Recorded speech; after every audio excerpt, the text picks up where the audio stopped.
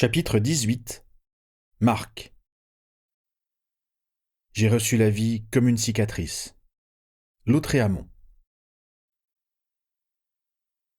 Les choses se mettent en place plus rapidement que je l'avais espéré. 2 jours plus tard, Tonks me fait savoir qu'elle a pris rendez-vous avec les Penn. Je la retrouve le soir suivant à la bibliothèque Moldu, près de la pension où je continue de passer mes nuits londoniennes. Pour l'occasion, elle a de longs cheveux blonds nattés sagement dans le dos et de grosses lunettes de bonne élève. Nous avons, à la vue de tous, une improbable mais géniale conversation sur l'architecture des manoirs irlandais à l'époque victorienne. Comme la bibliothèque ferme, elle me propose d'aller continuer la conversation au pub. D'un recoin du parc le plus proche, nous transplanons chez les Penn. En la regardant frapper chez les parents de Thelma dans son costume d'aurore, avec ses cheveux redevenus brun mousseux, je me demande combien de fois j'ai rencontré une sorcière de cette trempe. La liste est très courte. Je n'ai pas pris la peine de me grimer cette fois, et Thelma me saute très simplement dans les bras en m'appelant Rémus. Autant pour ma couverture. Mais à voir le regard des parents Penn entre eux, je ne crois pas qu'ils n'aient pas déjà été capables de lier les différentes informations dont ils disposent. Ça me file quand même un frisson qui court tout au long de ma colonne vertébrale, un rappel fondamental de ma fragilité, alors que je me voudrais fort, plus fort que je n'avais réussi à le désirer depuis longtemps. Comme l'angoisse ne peut rien pour moi, je décide de m'occuper de Thelma. « Tu vas bien ?» je constate. Et la fillette me sourit, un sourire confiant et lumineux. Comme si elle savait que j'en ai besoin, douloureusement besoin de savoir que quelqu'un, au moins, va bien. Ses parents précisent qu'elle a repris du poids, qu'elle dort mieux et que ses premières transformations se sont passées aussi bien que possible. Ils n'ont pourtant trouvé personne capable de leur préparer de la potion Tulou. Un domaine dans lequel je ne peux en rien les aider, et je le leur avoue très simplement. Ils sont évidemment déçus de l'apprendre. Thelma semble sentir qu'on touche un sujet sensible et intervient pour me demander des nouvelles des autres. Je me rends compte que je n'avais jamais encore entendu sa voix. Plutôt que de le faire remarquer, je regarde Tonks, qui m'encourage d'un signe de tête. Les autres ont été transférés dans le camp d'Alicant, je lui réponds. Je précise pour ses parents, les supporters les plus acharnés de Greyback, ceux qui pensent qu'il faut répandre la lycanthropie, prendre le pouvoir. Je me sens plutôt honteux de devoir expliquer ça, même si je sais qu'ils ne sont pas incapables de faire la différence entre diverses définitions de la lycanthropie. De fait, ils se contentent d'hocher sobrement la tête pour montrer qu'ils ont compris. C'est l'ancienne Ursula qui demande. « Ils sont avec Samuel ?» J'acquiesce. Ému qu'elle s'en inquiète, puis précise. « Hope et Mel, seulement. »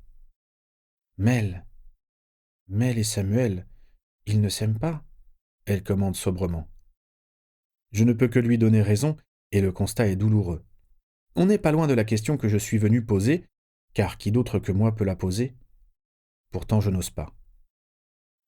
« Vous comptez faire quelque chose ?» s'enquiert alors avec un peu d'hésitation Jason. Sans doute sent-il qu'il y a un message derrière cette conversation. Peut-être que la mauvaise conscience de sa femme envers les autres enfants garous a fini par l'atteindre.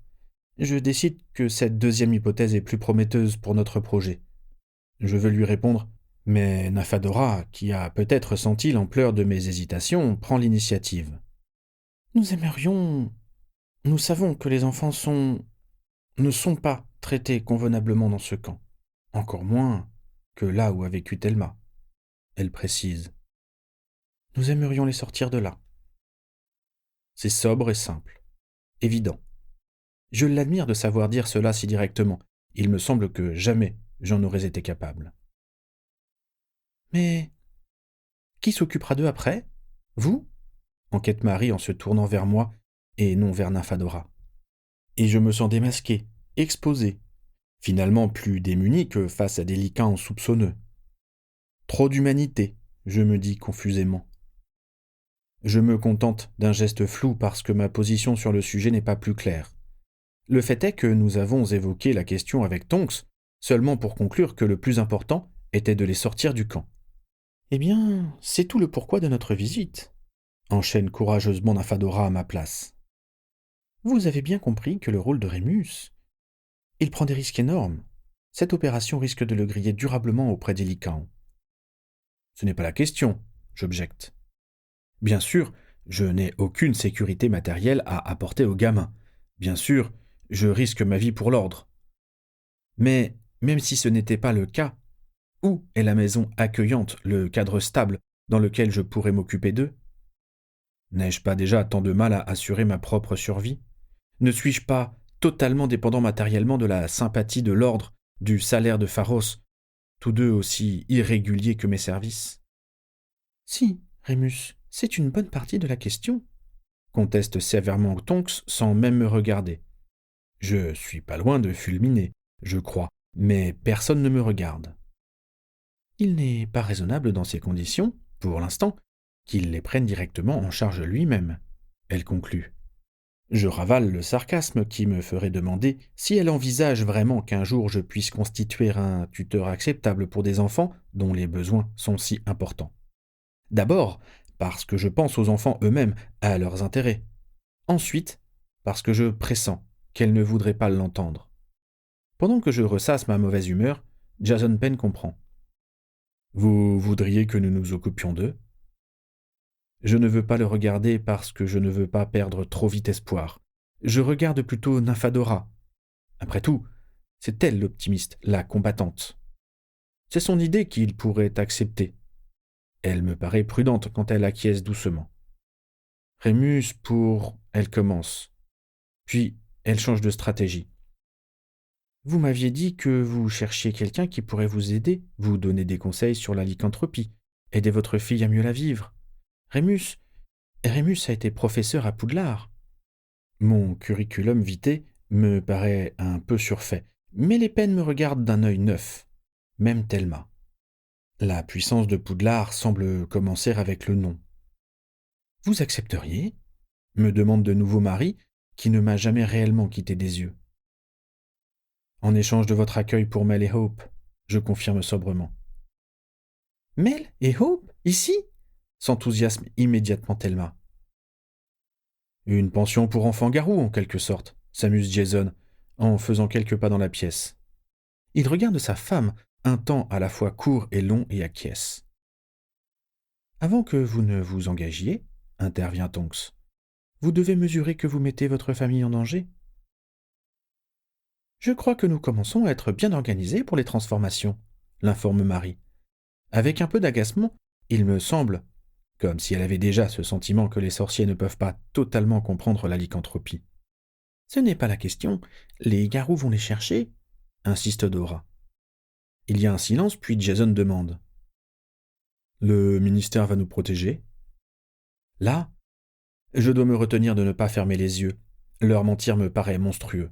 Leur dire la vérité est impossible. Je regarde Dora, désolée.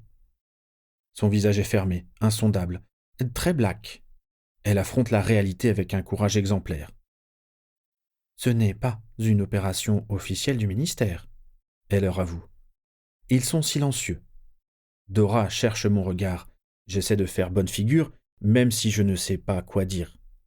Je voudrais avoir les mots, je voudrais lui donner la force. Je ne sais pas si je suis utile, mais elle, encore une fois, va jusqu'au bout.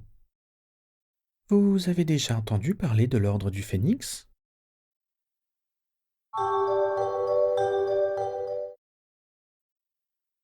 Je partage donc maintenant mon temps entre les Penn et Lowell. Assez équitablement. Pharos a moins besoin de moi, de fait. Il semble qu'il oublie un peu son commerce pour mettre ses connaissances linguistiques dans des ambassades auprès des garous d'autres pays, sans que je sache bien ce qu'ils en attendent. Des renforts, des soutiens, la copie du modèle Greyback? Peut-être que je ne veux pas savoir. Le premier résultat est que la librairie est souvent fermée. Je prétends pour la galerie en profiter pour aller faire des réparations dans la maison de mes parents. L'excuse laisse les garous pantois, mais incapables de la mettre en doute ou de la questionner. Je crois que le concept de maison de famille leur est tout simplement trop étranger. Cette nouveauté, ce retour à l'enseignement, m'aide à supporter les fiévreux discours de revanche des garous que je continue de côtoyer. Il semble que Voldemort ait émis de nouvelles propositions sur la table. On dit notamment qu'il aurait promis d'associer Greyback à quelques actions d'envergure. Les rumeurs les plus folles courent sur la nature de cette action chez les garous. On parle d'attaques de hauts fonctionnaires, du ministère, de Scrimgeour en personne, voire de Dumbledore. Pour les deux derniers, ça me semble trop énorme pour être vrai. Je suis presque tenté de le dire. Mais je fais comme tout le monde, je siffle mon admiration. Comme je suis néanmoins partisan de la maxime moldue qui veut que toute fumée ait une origine, je ne peux pas m'empêcher de me demander ce que les mange-morts et les garous peuvent avoir comme ennemis communs. J'espère surtout secrètement que la cible n'est pas Harry.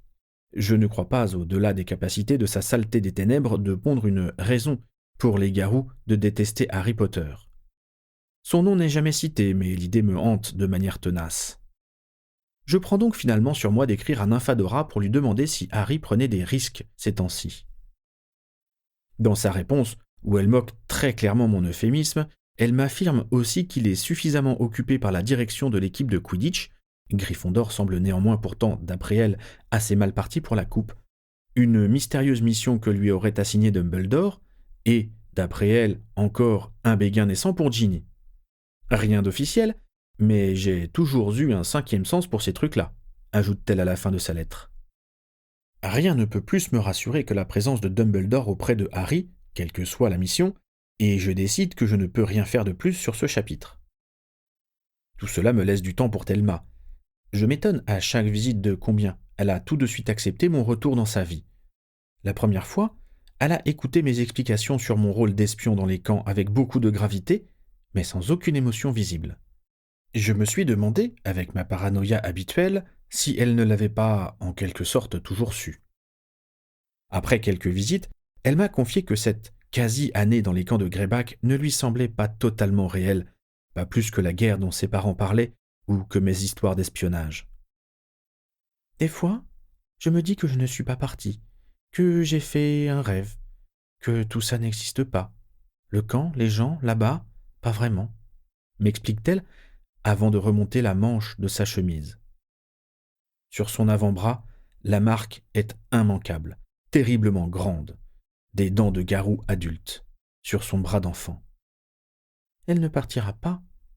Ça existe, conclut-elle. Je ne sais vraiment pas quoi lui répondre sur le moment.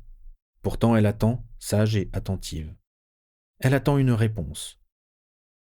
En désespoir de cause, je retire ma chemise et je lui montre ma propre marque. « Elle est petite ?» s'exclame-t-elle en posant sa main d'enfant sur mon omoplate. Elle n'a pas grandi, je corrige en souriant. En me retournant, je lis sur son visage qu'elle n'a pas compris. Mon corps a grandi, pas la cicatrice, j'explique. Oh! Elle regarde rêveusement son avant-bras, comme si elle cherchait à visualiser ce qui adviendra de son propre corps. Tu seras une très jolie jeune femme plus tard, Thelma, je lui promets sur une impulsion un peu déraisonnable. Non que ce soit un mensonge, mais lui promettre une vie facile et heureuse ressemble à une tromperie. Il me semble que mon rôle auprès d'elle, la mission que ses parents m'ont confiée, est ailleurs. Belle comme Lyal ? Elle demande naïvement, et je suis prise à la gorge. J'inspire plusieurs fois avant d'être capable de répondre. J'espère que tu seras aussi belle et beaucoup plus sage, Thelma.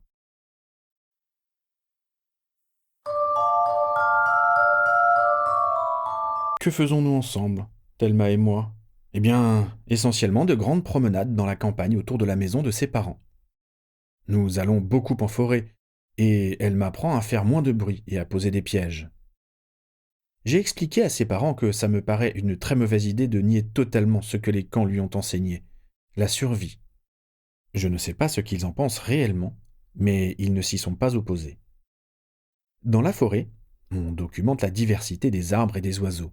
On observe les animaux, des lapins, une biche, un sanglier. Je commence son initiation magique en lui ouvrant les yeux sur les plantes et les créatures magiques que nous croisons. Afin d'être précis dans le nom des plantes et leurs usages, je rachète même des livres de botanique. Elle en connaît déjà un certain nombre et est presque surprise quand je lui dis qu'on apprend la même chose à Poudlard. Pourtant, ce n'est pas très étonnant. D'abord, elle a vécu dans une famille magique depuis sa naissance, et l'année passée dans le camp forestier des Garous lui en a fait découvrir d'autres. Malgré un mépris affiché, beaucoup de Garous ont des connaissances magiques rudimentaires, certes, souvent de l'ordre de la superstition, comme les moldus, mais des connaissances néanmoins. On a ainsi la chance, un bel après-midi, grâce à notre approche silencieuse, de tomber sur un clabère qui fait sa toilette sur une branche assez basse. « Quelle drôle de grenouille !» murmure Thelma quand je lui désigne la créature du doigt. « Regarde ses cornes, ses dents.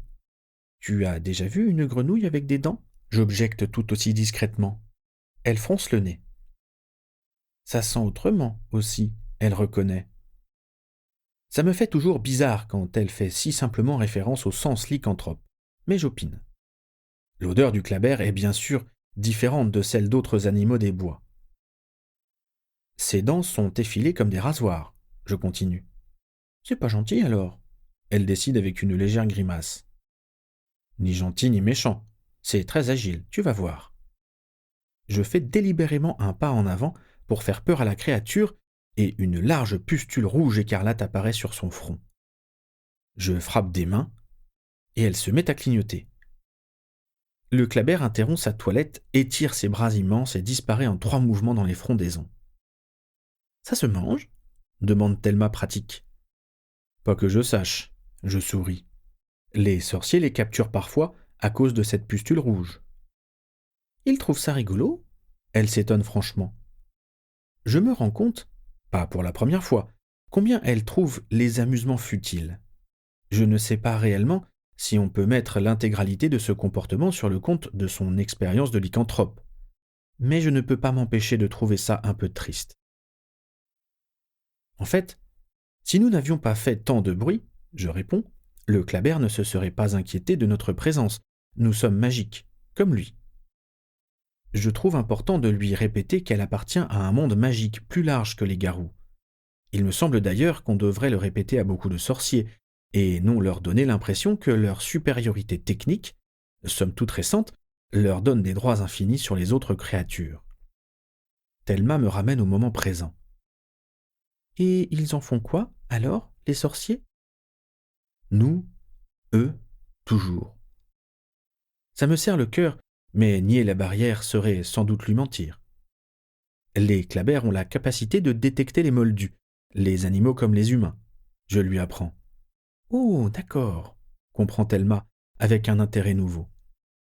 Je précise tout ça sur le chemin du retour et, en rentrant, Thelma a très envie de le dessiner.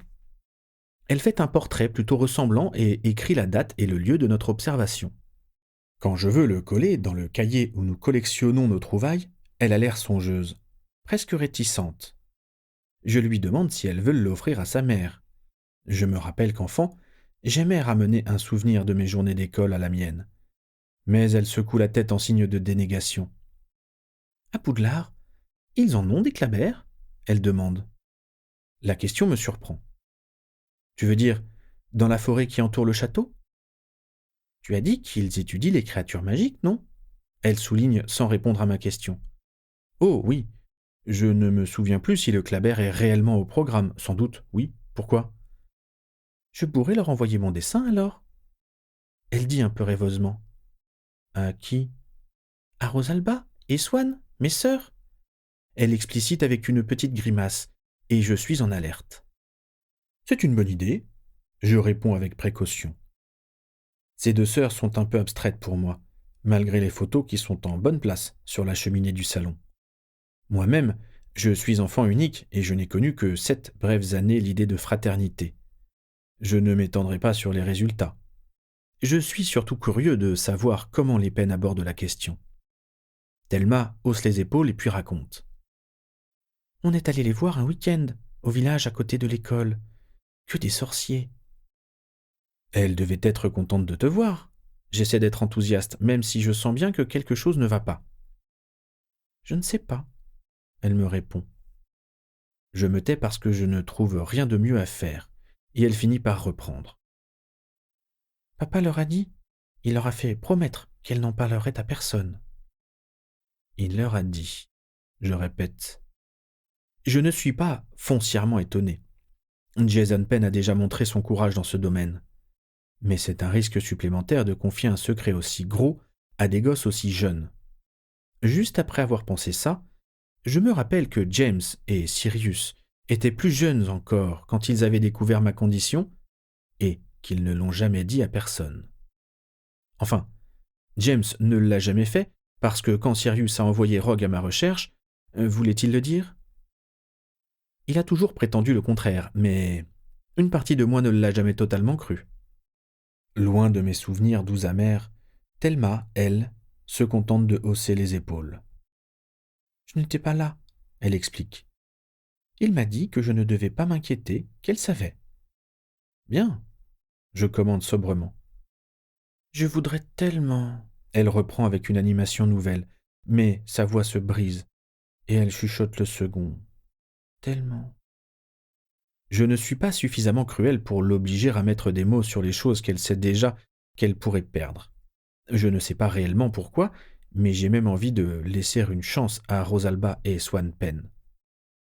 Je me contente donc de sourire et de prendre la plume. Nous passons l'heure suivante à leur écrire un récit de notre observation et allons en grande cérémonie demander à Mary Penn d'envoyer la lettre à Poudlard. Les jours suivants, la nervosité de Thelma est palpable.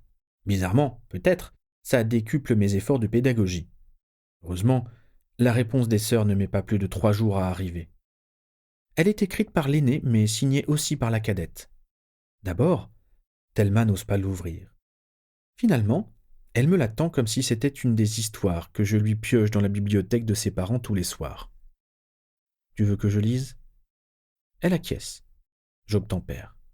« Petite Thelma », commence la lettre, et je décide immédiatement qu'un tel début ne peut pas mentir. Je lis donc à haute voix. « C'est une vraie surprise de recevoir cette belle et longue lettre de toi.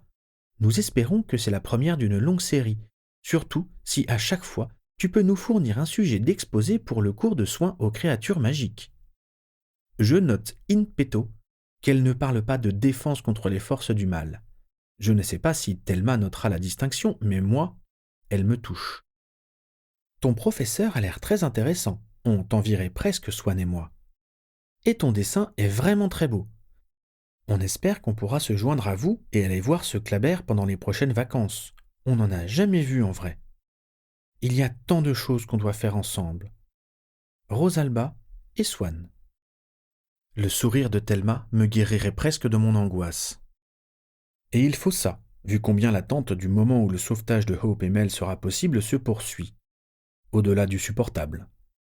Imaginer mes 2 blondinés rudoyés une nouvelle fois par Samuel suffit à me priver durablement de sommeil. Mais les faits sont là, difficiles et têtus. Lowell ne me propose pas de retourner chez les Lycans. Il me semble que lui-même y va peu. Je n'ai donc aucun moyen de savoir si ma promesse aux gamins s'est réalisée et si Samuel les laisse en paix.